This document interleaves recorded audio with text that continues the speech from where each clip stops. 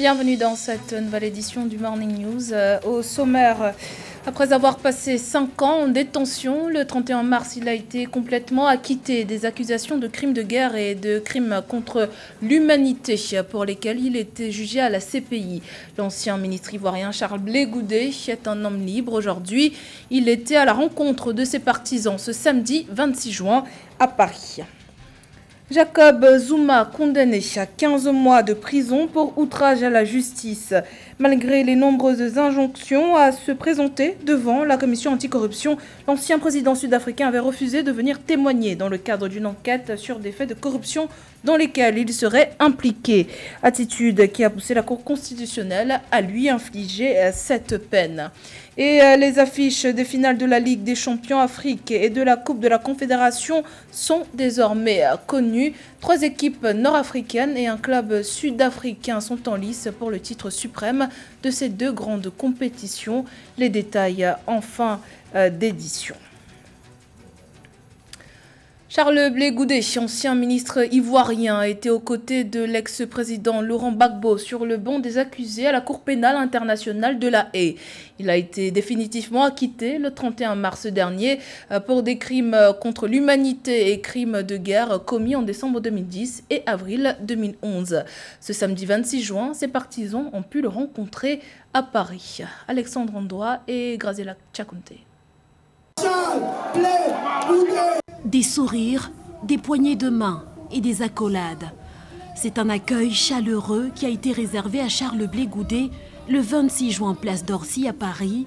L'ex-chef des Jeunes Patriotes, définitivement acquitté des chefs d'accusation de crimes contre l'humanité qui pesaient contre lui, a choisi la capitale française comme première destination en tant qu'homme libre. Une étape importante pour remercier ses sympathisants qui ne lui ont jamais tourné le dos. Des femmes parmi vous que je ne connais pas, qui m'ont jamais vu, qui n'ont jamais bu un seul verre d'eau dans ma maison, m'ont donné des habits, m'ont donné des chaussures, m'ont donné de l'argent. Je vous remercie beaucoup. Je vous remercie beaucoup. Que Dieu vous rende au centime ce que vous m'avez donné. Que Dieu vous bénisse abondamment. Et ils étaient nombreux au rendez-vous. Leaders politiques, société civile, présidents d'associations, chefs traditionnels, ONG et artistes. Charles Blé Goudé n'a pas manqué de rappeler à toute la diaspora présente que l'ex-président Laurent Gbagbo et lui-même sont conscients de la lourde responsabilité qui repose sur leurs épaules. Il a donc appelé tous ses partisans à rester unis pour une Côte d'Ivoire renouvelée. Je suis venu certes vous dire merci, mais je suis venu vous dire, on va construire une nation. On va construire cette nation-là. Ce n'est pas une nation de bêtés. Ce n'est pas une nation d'Atier. Ce n'est pas une nation de Dida. Ce n'est pas une nation de l'Ouest ou de l'Est. C'est une nation plurielle, dont la diversité est sa richesse. Elle s'appelle la Côte d'Ivoire. Alors que l'ancien président Laurent Gbagbo est rentré en Côte d'Ivoire le 17 juin, son ancien co-accusé Charles Blé Goudé est toujours dans l'attente de son passeport. Mais l'homme qui se dit serein et patient est convaincu qu'il foulera à son tour le moment venu sa Côte d'Ivoire natale. Alors que les attaques perpétrées par des djihadistes se sont intensifiées au nord du Mozambique ces derniers mois, la communauté de développement des États de l'Afrique australe s'apprête à envoyer des soldats dans le pays. Le déploiement de cette force régionale a cependant un coût. La SADC doit réunir 10 millions de dollars pour la financer, selon le ministre angolais des Affaires étrangères Tété Antonio. Le financement de cette force proviendra principalement du fonds de contingence et des contributions des États membres qui participent avec leurs troupes. Une contribution de 7 millions de dollars sera également partagée par les États membres de la SADC. Les contributions sont attendues au plus tard le 9 juillet prochain, même si le calendrier et la composition de cette force n'ont pas encore été dévoilés. Également dans l'actualité, la Cour constitutionnelle sud-africaine a condamné ce mardi l'ancien président Jacob Zuma à 15 mois de prison pour outrage à la justice après son refus de comparaître devant une commission anticorruption lui ordonnant de se rendre dans les 5 jours. La commission anticorruption réclamait une condamnation à 2 ans de prison contre l'ancien chef d'État. Depuis la création en 2018 de la commission chargée d'enquêter sur la corruption généralisée pendant ses 9 années au pouvoir, Jacob Zuma, déjà mis en cause par une quarantaine de témoignages, tente bien que mal d'échapper à ce procès et en multipliant les recours ou en faisant valoir son droit au silence. Écoutons à ce propos la juge Sisi Kampepe. En dernière analyse, la Cour constitutionnelle rend l'ordonnance suivante. La demande d'accès direct est accordée. La fondation Hélène Suzman est admise en tant qu'amicus curiae. Il est déclaré que Jacob Zuma est coupable d'outrage à la justice pour le non-respect de l'ordonnance rendue par ce tribunal et par la commission d'enquête judiciaire sur les allégations de state capture, de corruption et de fraude dans le secteur public. Par conséquent, Jacob Zuma est condamné à 15 mois d'emprisonnement.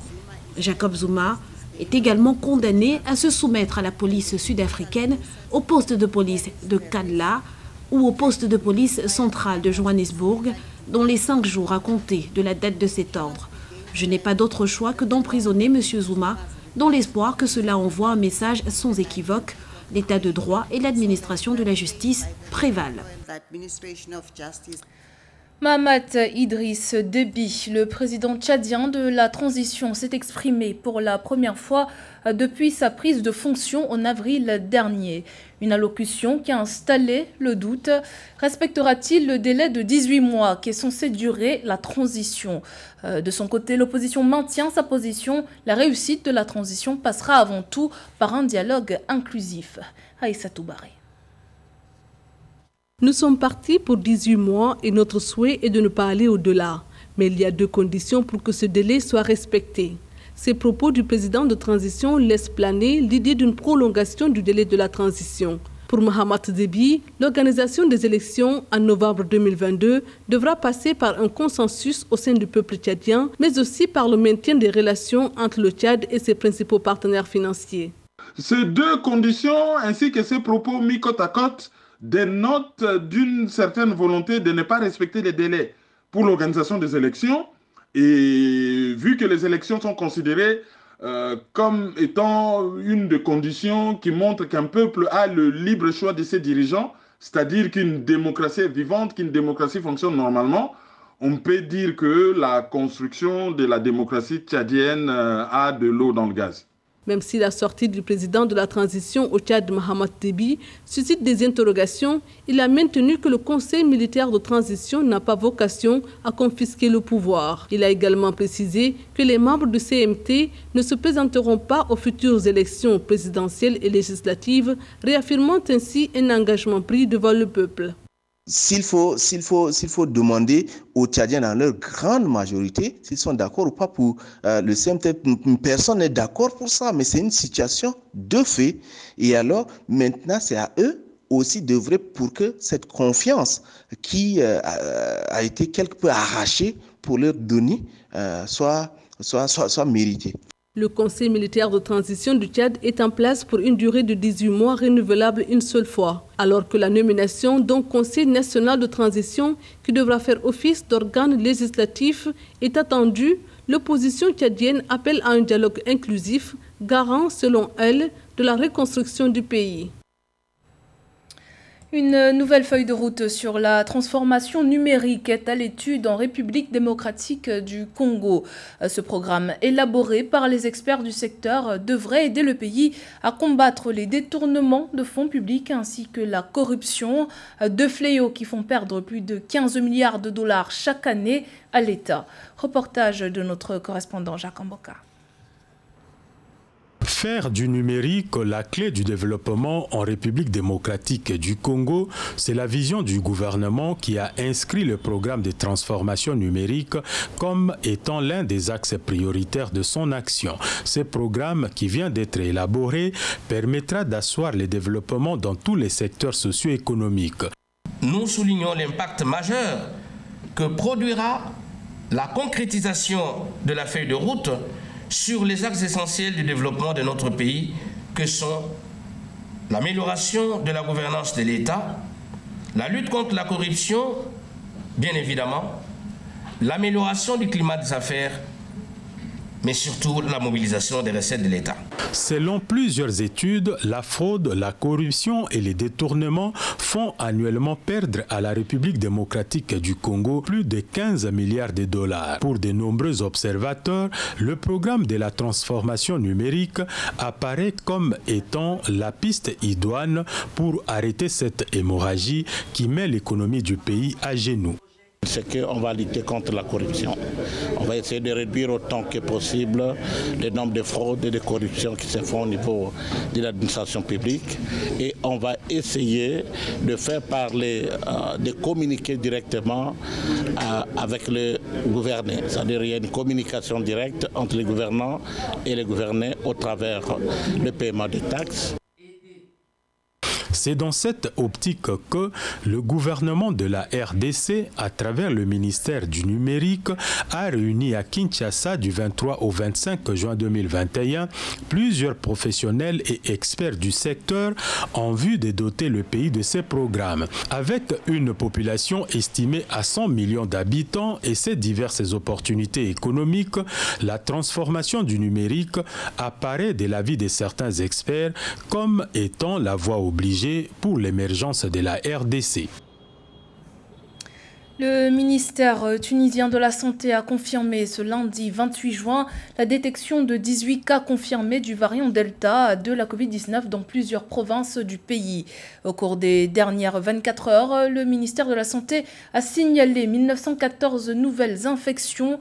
Le nombre de décès causés par la pandémie liée au Covid-19 est passé à 14 737 après l'enregistrement de 83 décès supplémentaires durant les dernières 24 heures. Le représentant de l'Organisation mondiale de la santé à Tunis, Yves Souterran, a réitéré que le vaccin contre le coronavirus n'était qu'une partie de la solution et ne suffira pas à lui seul à contenir la pandémie et freiner sa propagation. Il a exhorté la Tunisie à renforcer les mesures préventives ainsi qu'à renforcer le contrôle du protocole sanitaire dans chaque secteur en plus des campagnes de sensibilisation. Le Premier ministre tunisien Hicham Mechichi a d'ailleurs révélé ce lundi avoir contracté le Covid-19 alors qu'il avait déjà reçu ses 2 doses de vaccin. Dans l'actualité sportive, les Égyptiens d'Al Ahly affronteront les Sud-Africains de Kaizer Chiefs dans le cadre de la finale de la Ligue des champions de la CAF le 17 juillet prochain. Mais avant cette rencontre, une autre finale se jouera le 10 juillet, celle opposant les Marocains du Raja aux Algériens de JS Kabylie dans le cadre de la Coupe de la Confédération. José Douglas nous en dit plus. Et nous commençons par la Ligue des Champions où les Égyptiens d'Al Ahly écrasent les Tunisiens de l'Est Tunis 3-0. 1-0 à l'aller pour Al Ahly. Les buts égyptiens inscrits par Mahaloul sous penalty à la 38e, Chérif à la 56e et Houssen El Chat à la 60e minute de jeu. L'autre demi-finale avec Kaizer Chiefs face aux Marocains du Wydad de Casablanca. 1-0 à l'aller pour Kaizer Chiefs. Les buts des deux équipes restent inviolés pour ce match retour. Al Ahly, grand favori de la finale. Que Al Ahly aille en finale, c'est pas étonnant. C'est pas étonnant. L'organisation, leur direction, leur façon de gérer leur club en Afrique, je pense que se qualifier en Afrique pour la Coupe d'Afrique, pour la finale, c'est vraiment normal. Coupe de la Confédération maintenant avec le Raja face à son homologue d'Égypte, le club de Pyramides, 0-0 à l'aller et 0-0 au retour. Match conclu sur des tirs au but, 5-4 pour le Raja. Pyramides malheureux sur cette fois arrêté par le gardien Zniti. L'autre demi-finale avec la GS Kabylie qui domine les Camerounais de Coton Sport, 2-1 pour la GS Kabylie à l'aller. Et les Algériens dominent leur adversaire au retour, score 3-0 avec des buts de Zaka à la 6e, Souyad à la 37e et encore Zaka à la 45e minute pour la GS Kabylie. On a arraché une belle victoire qui confirme le parcours qu'on a fait depuis le début. On a perdu une seule rencontre dans les arrêts de jeu contre le Stade malien, sinon on a remporté tous nos matchs, soit 11 sans défaite. Finale le 10 juillet 2021 pour la Coupe de la Confédération entre Raja de Casablanca et GS Kabylie. Et pour la Ligue des Champions, le 17 juillet, Al Ahly Kaizer Chiefs au stade Mohamed V du Maroc. C'était le journal de la rédaction. Merci pour votre fidélité. Dans un instant, une nouvelle édition de l'actualité sur Africa 24.